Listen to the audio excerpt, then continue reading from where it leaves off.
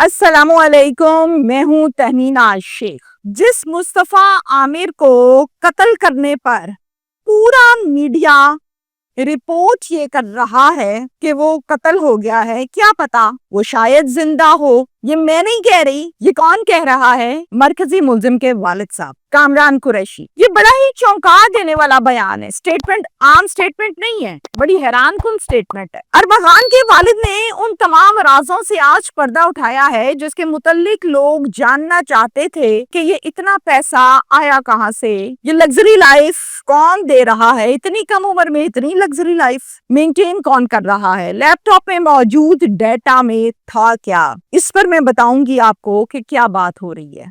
इसके अलावा मकतूल मुस्तफ़ा आमिर का जब से कत्ल हुआ है, मकतूल की वालिदा हमेशा बयानात देती नजर आती हैं, स्टेटमेंट्स उनकी हम देखते हैं, लेकिन इस मर्तबा उनके वालिद साहब मैदान में उतरे हैं, उन्होंने भी एक स्टेटमेंट दी है और बड़ी हैरान कुन स्टेटमेंट है। कब्र कुशाई के मुतल्लिक लोग जानना चाहते थे, कब्र कुशाई तो हुई, साथ में मजिस्ट्रेट ने एक हुक्मनामा जारी किया है, उसके हवाले से आपको बताऊंगी। कामरान कुरैशी का कहना है कि मेरा बेटा जिस तरह से लग्जरी लाइफ गुजार रहा है, बंगला, गाड़ियां, लैपटॉप्स, घर, ये सब पैसा इसको मैंने नहीं दिया, ये पैसा इसने खुद कमाया है। ये 14 साल का था जब ये आईटी की दुनिया का खिलाड़ी था, स्मार्ट प्लेयर, तो इसने भाई अपना पैसा खुद कमाया है।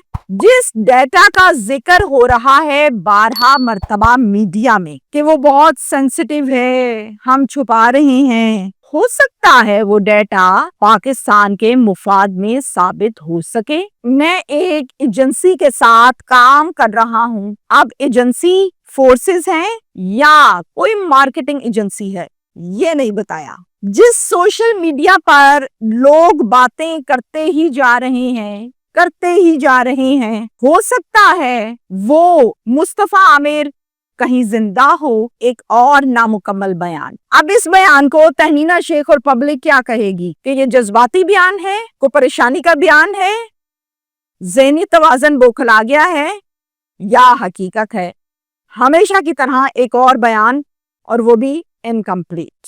जो बयानात मैंने इनके नामुकम्मल आपको बताए, आप लोग सुन रहे हैं, मेरी छोड़ें, जरा एक दफा रिप्ले कर लें उन तमाम बयानात को, स्टेटमेंट्स को, कि जो इन्होंने बयान दिए हैं आज तक, उनमें से एक बयान पूरा है, हमेशा नामुकम्मल जुमला, अधूरी बातें जिसकी समझ नहीं आती, हवा में तीर छोड़ दो, पता नहीं है आसमान पे जाएगा कि जमीन पे आएगा। ये भी सुन लीजिए। कहते हैं मुझे पता था मेरा बेटा ड्रग्स इस्तेमाल करता है, मैंने इसको मना इसलिए नहीं किया कि ये कहीं मेरा दुश्मन ना बन जाए।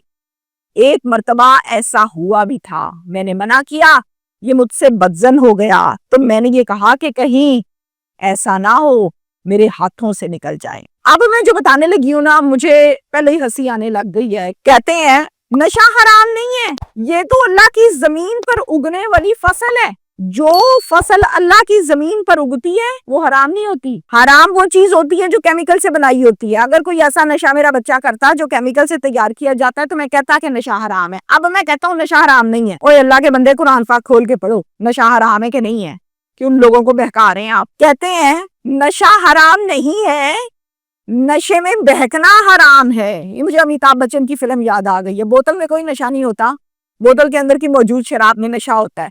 अगर नशा होता तो बोतल भी नाच रही होती।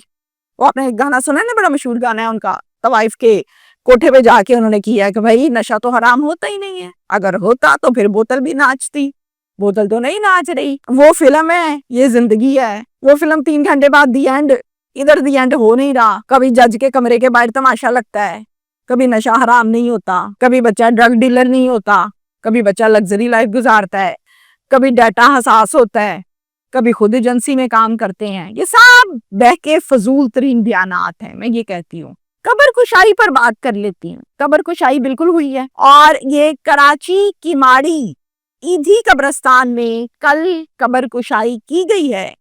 मुबैना तौर पर वो लाश हो सकता है मुस्तफ़ा आमिर की हो या ना भी हो। टेंट लगाकर प्रॉपर कवर करके पर्दे में इसकी कब्र कुशाई हुई है। जुडिशियल मजिस्ट्रेट की सरबराही में ये कब्र कुशाई हुई।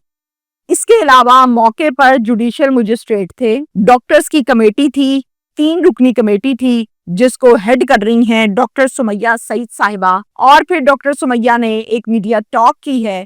اس میڈیا ٹاک میں انہوں نے کہا کہ لاش ہمیں قبر میں سے پوری نہیں ملی بلکہ کچھ حصے ملے ہیں, کچھ عضو ملے ہیں اور وہ عضو بھی جل کر جھلسے ہوئے ہیں. اس کے باوجود ہم نے وہاں سے 11 سیمپلز لے لیے ہیں اور پھر اس کو بھجوا دیا ہے. 3 سے 7 دن کا ٹائم لگے گا. ان سیمپلز کی رپورٹ آ جائے گی جو ہم آپ لوگوں کو ضرور دکھائیں گے. ان سیمپلز کو مصطفیٰ عامر کی والدہ کے ڈی این اے کے ساتھ میچ کریں گے اور جو رزلٹ آئے گا وہ عوام کو بتائیں گے. ڈاکٹر سمیہ یہ بھی کہتی ہیں کہ ہم ڈی این اے کا پتہ چلا سکتے ہیں, مطلب کہ یہ مصطفیٰ عامر اس عورت کا ہی بیٹا ہے, یہ ہم پتہ چلا سکتے ہیں, ہم بتا سکتے ہیں. ہم یہ نہیں بتا سکتے کہ کاز آف ڈیتھ کیا ہے, قتل کیسے ہوا, گلا دبایا, زہر دیا, جلایا, مارا, کیا کیا, یہ ہم نہیں بتا سکتے. قبر کشائی میں سیمپلز لے کر دوبارہ سے نارمل روٹین میں, نارمل کیسز میں دفنا دیا جاتا ہے. بے شمار پروگرامز کیے میں نے جس میں قبر کشائی ہوئی اور پھر اس کے بعد سیمپل لیے اور پھر دوبارہ سے اللہ کے حوالے. مگر اس کیس میں ایسا نہیں ہوا. اس کیس میں یہ کہا گیا ہے کہ یہ لاش جب تک اس کی رپورٹ نہیں آتی تب تک یہ لاش ایدھی والوں کے حوالے کی جائے گی. وہ اپنے میڈیکل پروسیجر کے مطابق اس کو کیمیکل کے ساتھ اپنے سرد خانے میں رکھیں گے. جب اس کی رپورٹ آ جائے گی اور اگر پازیٹیو رپورٹ آئی تو لاش لواحقین کے حوالے کی جائے گی اور اگر نیگیٹو رپورٹ آئی تو اس لاش کو دوبارہ سے ایدھی والوں کے حوالے کریں گے اور وہ لوارث لاش کر کے اس کو دفنائیں گے. مقتول کے والد شجاع عامر میڈیا کے سامنے پہلی مرتبہ آئے ہیں. کہتے ہیں میرے بیٹے پر ڈرگ سیلر, منشیات بیچنے کا ایک گندا الزام لگایا گیا ہے. میرا بیٹا ایسا نہیں تھا. ایک تو دنیا سے چلا گیا, دوسرا اس کو گندا کر رہے ہیں. وہ کوئی جگری دوست نہیں تھا ارمغان کا, وہ تو ایک نارمل فرینڈ تھا. سٹارٹنگ ڈیز میں والد صاحب یہ بھی کہتے ہیں کہ پولیس نے ہمارے ساتھ کوئی کوآپریٹ نہیں کیا. ہاں, اب پولیس کوآپریٹ بھی کر رہی ہے اور کام بھی کر رہی ہے. یہ بات تمام لوگ سوچ سمجھ کے کان کھول کے سن لیں. بھائی ڈیل شیل کوئی نہیں ہونی, مکمکان نہیں ہونا, سیٹلمنٹ نہیں ہونی. 1 ٹکا کیا اربوں ٹکے بھی ملیں تو ڈیل نہیں کروں گا.